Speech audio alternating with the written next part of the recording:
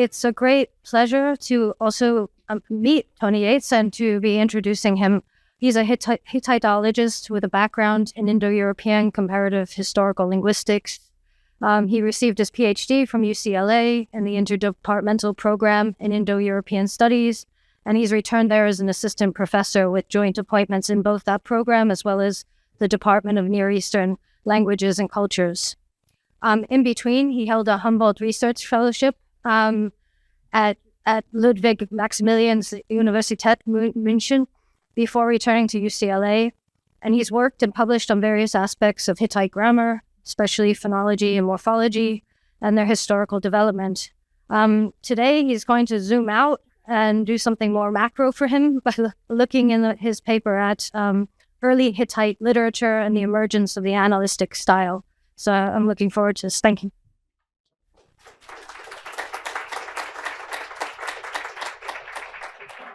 Okay, so in the first place, I'd like to say thank you for that lovely introduction, Elizabeth, and thank you to the organizers for putting on this fantastic conference and for having me as part of it.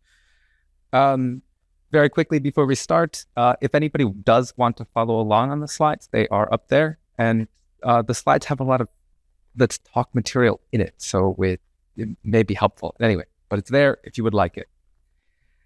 So today I'm going to talk about the royal annals of the Hittites, whose capital at Hattusa on the central Anatolian plateau. You can see up here. The general question that I've been interested in is this: how did the language and style of the Hittite royal annals emerge and develop? Now, as you sit here at a conference on Achaemenid literature, you may be quite reasonably asking yourself, why Hittite? And there's a practical answer to this. It's the language I work on mainly, but I think also, I hope, more satisfactory one. What I'd like to suggest today is that Hittite annals may be able to offer some insight into the development of the royal inscriptions of the Achaemenid kings, which emerge under similar conditions. In the first place, they have a common linguistic source. Hittite is the major representative of the extinct Anatolian branch of the Indo-European language family, while Old Persian belongs to its Iranian branch. Both are thus drawing on what is ultimately a shared set of collocation, stylistic figures, and so on.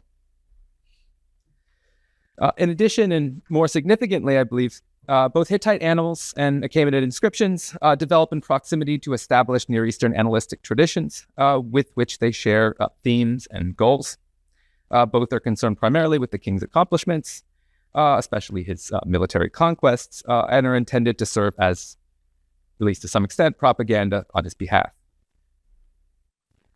It seems plausible then that with a clearer understanding of the evolution of the Hittite Annalistic tradition, we would be in a better position to evaluate how the Achaemenid inscriptions took shape. I'll return to this at the end of the talk, after we've taken a long, hard look at the Hittite evidence. So, the starting point of our investigation is a pair of very early Hittite texts, which are composed in what Harry Hoffner has termed the Annalistic style. The first is the so-called Anitta text, a fragment of which you can see on the right. And the second is a text that has a few different names, but I'll refer to it as the Acts of Hattušili I. These two texts are annalistic, not only in the sense that they have the basic structure of annals, that is, they report events chronologically on a year-by-year basis, but also in that they feature some of the same specific expressions, narrative techniques, and conventional themes that are characteristic of later Hittite annals. Especially and above all, the Annals of Mursili II, which are generally regarded as the epitome of this Hittite genre. On the other hand, they also diverge from these texts, what we might call true annals, both stylistically and in their substance. And among these differences are two collocations that are uniquely attested in these texts. And for that very reason, will occupy us here. What makes these collocations interesting, I think, is that they offer a window into the emergence and development of the Annalistic style in Hittite. First, when we ask, what is the linguistic source of these collocations in Hittite, we learn something generally about what literary traditions fed into the formation of this new genre at its outset. And similarly, when we ask, why don't these expressions occur in later Hittite, we gain insight into how the Annalistic style developed within the history of Hittite, that is, into the nature of the processes by which the Hittites refined the Annalistic style, and to what, again, Harry Hoffner has called the articulated science which flourished under Mursili II. Now, in the interest of time, I'm actually going to deal with just the first of these questions in this talk, although you should feel free to ask me about the second during the discussion period. What I'm going to argue today is that both inherited phraseology and phraseology borrowed from the ancient Near East played a role in the emergence of the Annalistic style in Hittite, since these are the sources of our uniquely attested collocations. Here's where the rest of this talk is going. The next section is concerned with the first of our unique collocations. I showed smoke to the storm god of heaven. I'll give you some more background on the text and the specific context in which it occurs, and then we'll return to the question of its origin. Let's start then with the Acts of Hattušili I. The author of this text, which is narrated in the first person, is the early Hittite king Hattušili I, who reigned in the middle of the 17th century BCE and was responsible for establishing the Hittite capital at Hattusa, marking the beginning of the Hittite kingdom proper. The text tells us about his achievements, mostly military conquests, as is generally the case in Hittite annals, over a kind of five-year period. The text itself is bilingual. It's transmitted in separate Hittite and Akkadian versions, neither of which survives in full. This is the main exemplar for the Hittite version. The Akkadian version is worse. But crucially fills in the Hittite in some places, so we'll come back to that.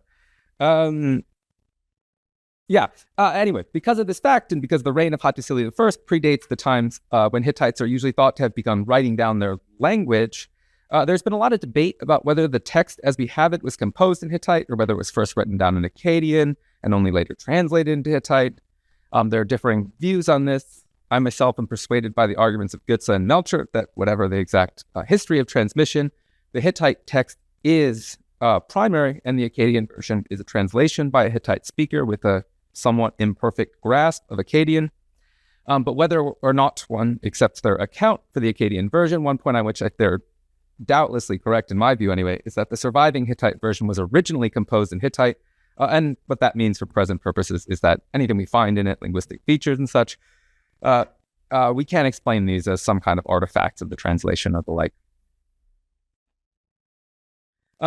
Finally, it should be noted that even though the Hittite version of the text is preserved only in manuscripts which likely date to the 14th century on paleographic grounds, on linguistic grounds, it was clearly composed in a form of the Hittite language that was roughly contemporaneous with Hattušili I, just as we'd expect if he himself were responsible for it. Okay, turning now to the text itself. Here we find the first of our unique expressions. It is found in a much-cited passage in the Acts, which Beckman calls the highlight of the work. Hattušili I boasts that in his military achievements outstrip even those of the legendary Sargon of Akkad, who crossed the Euphrates River, defeated the troops of Hacha, but unlike Hattušili I himself, did not raise the city. Hattušili informs us, I, the great king, the Tabarna, destroyed the cities of Hasua and Hacha. I burned them down with fire. I showed smoke to the storm god of heaven. The collocation that we're interested in, showed smoke, is highlighted as evident right here in example 1. It's only partially preserved in the Hittite, but we can confidently restore the sense based on the parallel Akkadian version. This expression is completely unique, not just in its specific wording, but even in the fundamental notion it expresses. The idea of presenting the smoke of an enemy city to the gods as a sacrificial offering has no parallel in Annalistic texts, despite the fact that they are chock full of cities raised by Hittite kings, nor for that matter does it occur anywhere else in the Hittite works. What we do find, however, and here I think is where we see a crucial clue as to the origins of this collocation, is the similar expression in example 2, let the sun god of heaven see the smoke of this sacrificial bull. The context here is a Hittite substitution or scapegoat ritual. Any transgressions or impurities, we might say, associated with the king get transferred onto a bull, which is then sacrificed and burned, and its smoke then sort of ascends up to the gods in heaven as an offering. We're dealing here with a core element of Hittite ritual practice, and so too, I think, plausibly with language specifically associated with this ritual tradition.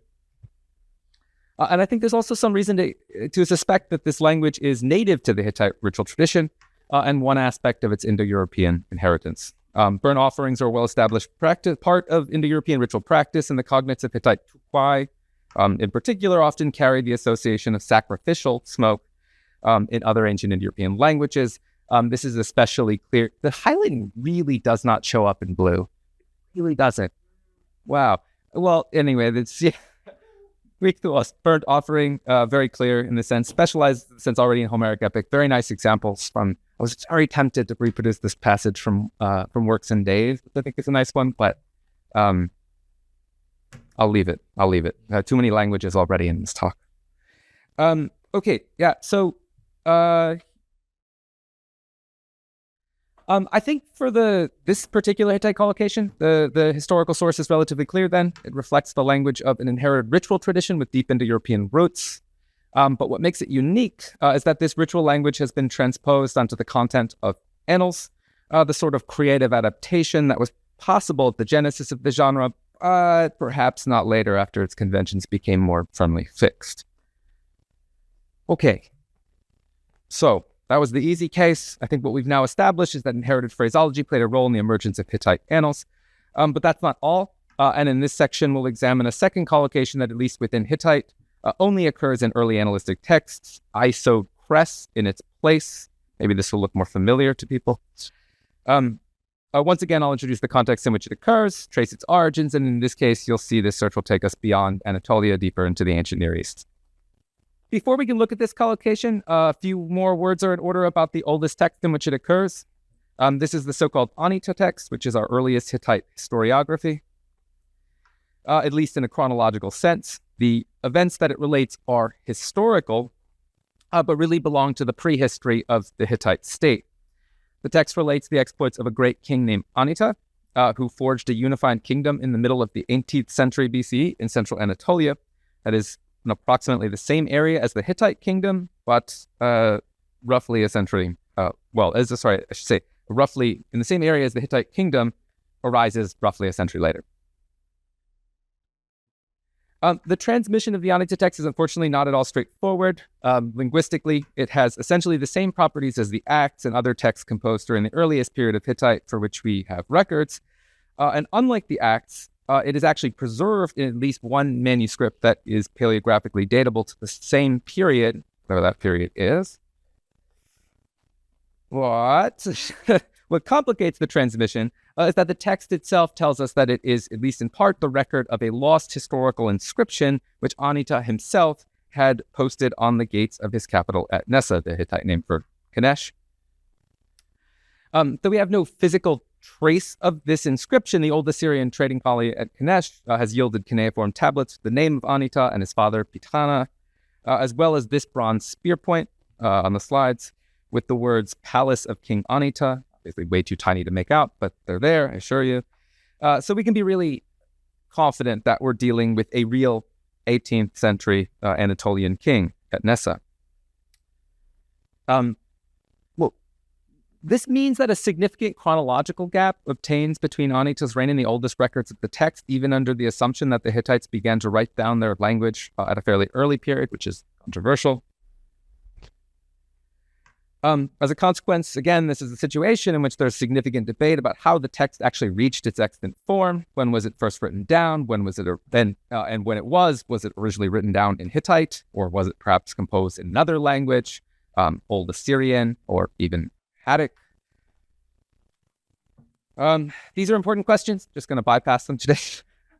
most relevant for really for present purposes is that from a linguistic perspective, there's really no reason to doubt that the inscription was originally composed in Hittite. It's what Noy and other experts who I agree with their assessment.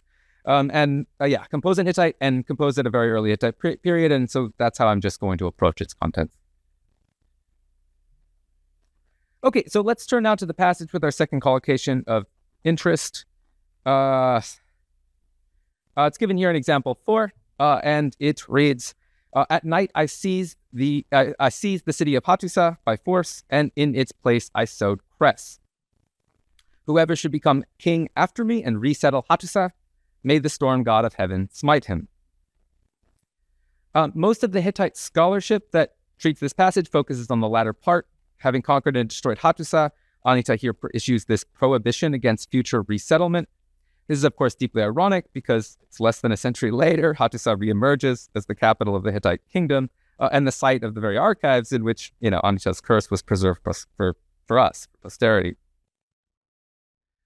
But what we're actually interested in today is the collocation that accompanies this curse. In its place, I sowed cress. This expression is virtually unique in Hittite. It occurs once here in the Anitta text, and then once more in the Acts, where a slight variant is used by Hattušili I in his account of his conquest of the city of Olma. The men of Olma came against me in battle twice, and twice I defeated them. I destroyed the land of Olma, and in its place I sowed cress. After these two early stations, though, we never see this expression again in Hittite.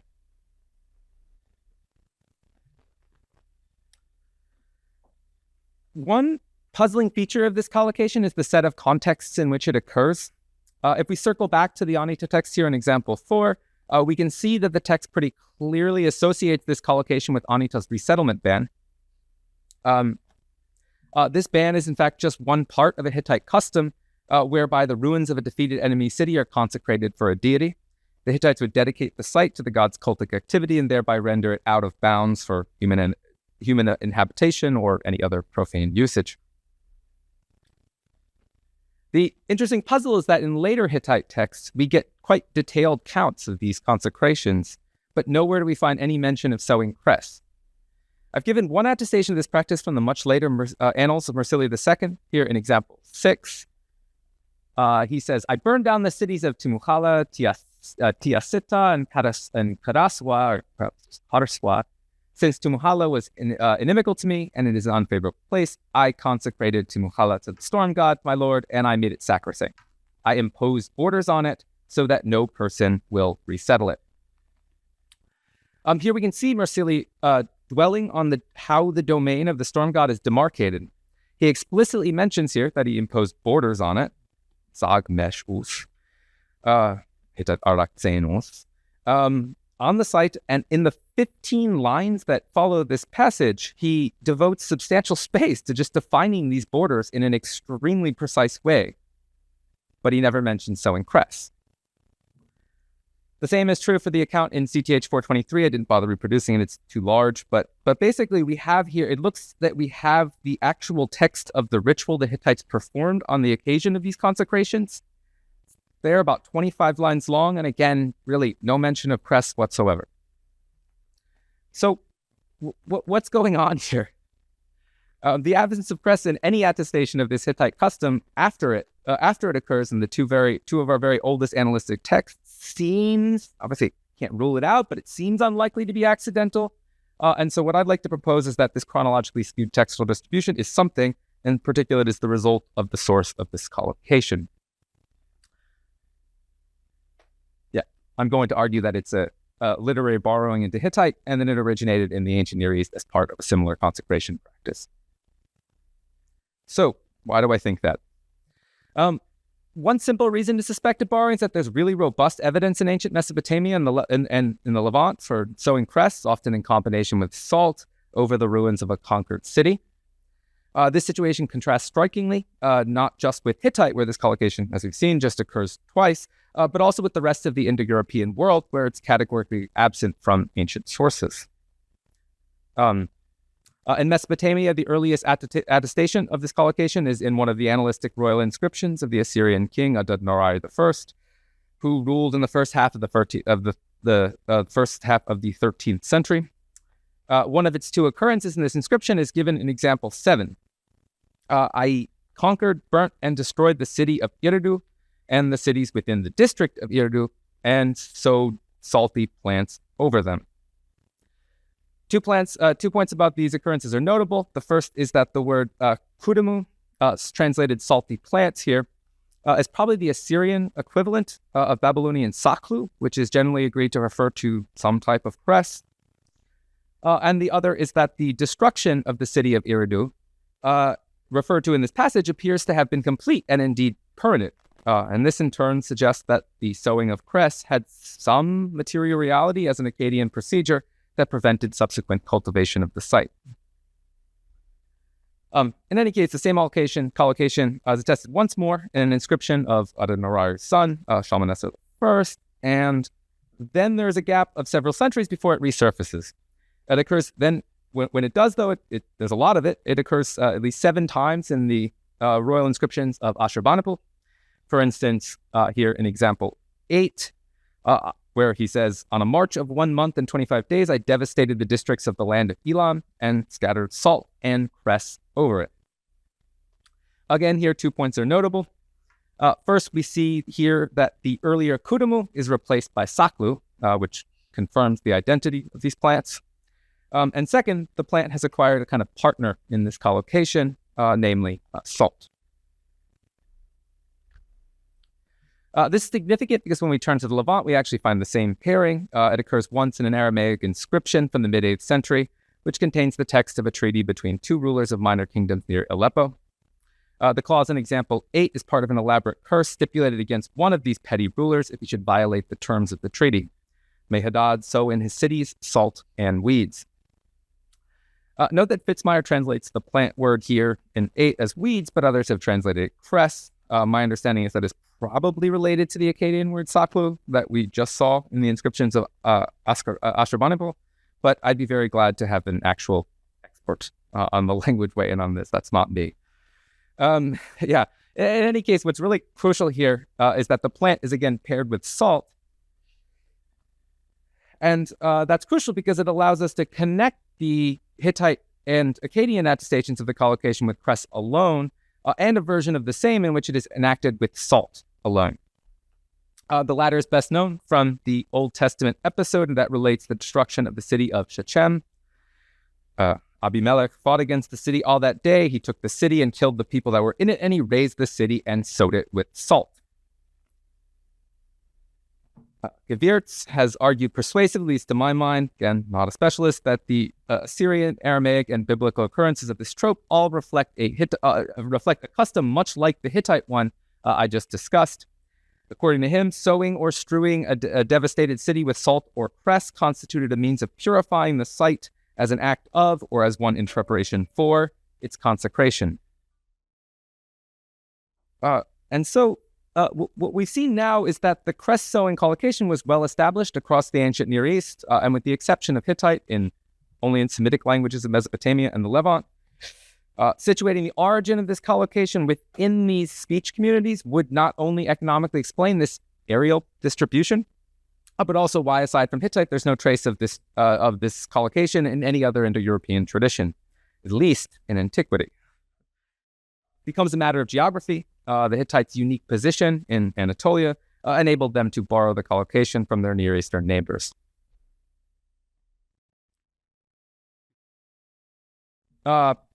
Yet while there are clear upshots, I think, to the borrowing hypothesis, one issue remains unaddressed. Is there actually a plausible mechanism for the borrowing? It cannot be the case that Anitta or Hattušili I had direct access to any of the texts we've just seen, since they all postdate these early Hittite kings by hundreds of years.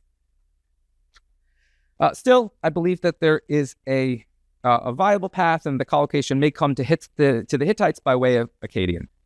There are, in fact, certain indices within the Anitta texts and the Acts that recommend this scenario. What's notable about these early Annalistic texts is that their authors appear to be familiar with, and seemingly even more so than in later royal annals, interested in Akkadian historiography in some form. We've already looked at one of these in the Acts, the Sargon episode, manifestly shows that Hattušili I was aware of the Akkadian king's campaigns in Anatolia, not just in broad outline, or at least he thought he knew them, not just in broad outline, but in specific details. There are also stylistic and substantive features characteristic of later Assyrian annals that surface in these early Hittite annalistic texts, but like the two collocations we've discussed today, disappear thereafter. These include animal similes, and in the Anitta text, an extended description of a royal hunt, which I've reproduced here in example 11.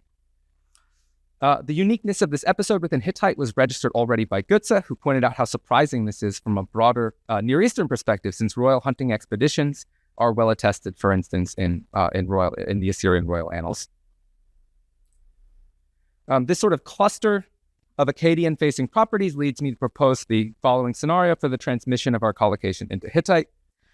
When Anitta learned about the historical exploits of Akkadian kings, these were related in a kind of embryonic form of the language of the later Assyrian annalistic tradition.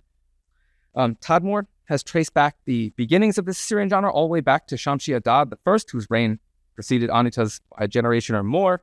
And so it's at least conceivable that when Anitta encountered the substance of Assyrian history, he was also introduced to some of the narrative and devices and stylistic features of the later annalistic tradition.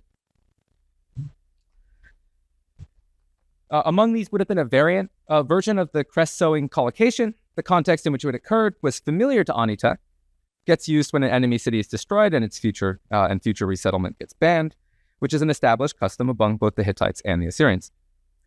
For the Hittites, however, this collocation had no real-world correlate. Not much is known about Olma after Hattušili I sewed crests on its ruins, but the subsequent fate of Hattusa is telling. Again, not only did it re-emerge a century later as the Hittite capital, but actually it appears to have done so within the space of a generation, extremely quickly. The archaeological evidence tells us. And so I think it's that the sewing of crests may then have been understood by Anitta as a kind of purely literary trope, who found it rhetorically attractive and accordingly incorporated into his own annalistic account of the destruction and consecration of the city of his enemies. Anitta would not be alone, in fact, in finding something appealing about this trope. It's popularly known today in connection with the Romans' destruction of Carthage in 146 BCE. For example, as related by Warmington, older account, as you can see from the date on it, everything that was still standing was leveled. Scipio pronounced a curse over the remains, a plow was drawn over the site, and salt sown in furrow, to signify that it was to remain uninhabited and barren forever. But the sowing of the salt in this episode, in fact, has no basis in ancient Greek or Roman sources. And Ridley has shown that it was added to the Carthage story in the 20th century, in all likelihood by a scholar familiar with and inspired by the biblical account of the destruction of Shechem. That the trope was so readily accepted by classical historians and then disseminated for half a century, I think is a testament to the force of its literary qualities, whatever the exact nature of those, and that it was this same force that moved Adi to 3,800 years ago. I'm tempted to call it salience. I couldn't resist it, but it's that, whatever it is. Okay, sorry, I know I've gone probably on too long, but I do want to quickly now turn to how we get this, how this connects to Persia. What I've argued here, though, is that in the earliest Hittite annalistic text, the sources for this new genre can be observed by way of our two uniquely attested collocations. These include inherited phraseology transformed for its new context, and phraseology borrowed from a closely related Near Eastern tradition, or Near Eastern genre, rather. And with that, we're finally in the position to where we can address the question, how is the development of Achaemenid royal inscriptions informed by Hittite? Okay. Here, thankfully, I can move, I think, relatively quickly because we had such a nice introduction to especially Chervos's influential work by Professor Baselov, and so hopefully some of this will look familiar. Early Achaemenid inscriptions have been claimed, and these claims are to some extent controversial, to incorporate both adaptations of Near Eastern phraseology and inherited Indo-Iranian ritual phraseology. An example of an adaptation of Near Eastern phraseology would be this one here in 14a, where we have Darius saying, "This is what I did by the greatness of Ahura Mazda in one and the same year after I became king. I made 19 battles. By the greatness of Ahura Mazda, I smashed them, and I seized 9 kings. This would be on the model of other examples, like, for instance, this inscription of the Babylonian king Samsuniluna, late 18th century.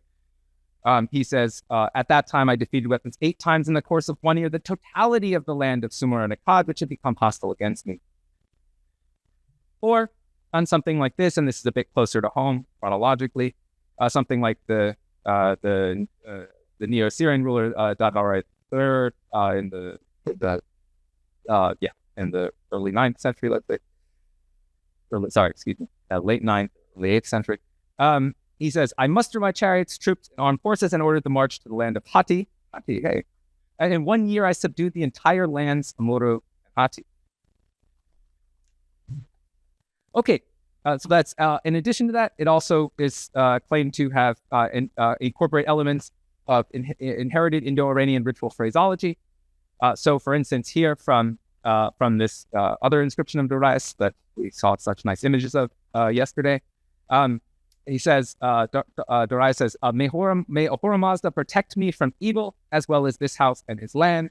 We see similar other versions of this protect us or our land from evil expression also in the Avesta. So this is Yasna 58. Let this reverence, that is the reverence of Ahura Mazda, protect us from both the evil demon and the man.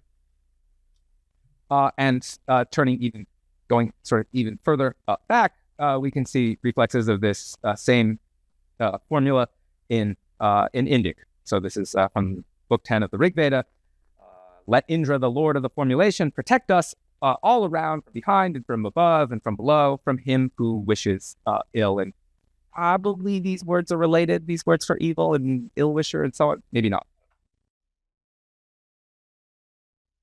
Yeah, Raheem can weigh in on that. It's, in any case, I find all of this attractive, and I think I'm not alone in doing this. The alleged instances of both of these things really do need to be evaluated individually, but the Hittite case suggests that this is what we should expect, both borrowing and inheritance at the early stages of this, in the formation of this new genre. And if that's the case, we can then conclude, building on Chervo, that the complete literary heritage of the Achaemenids and the Hittites is therefore the sum of their Indo-European heritage and the influences that they were exposed to after their ancestors separated from the other Indo-Europeans. Thank you for your attention.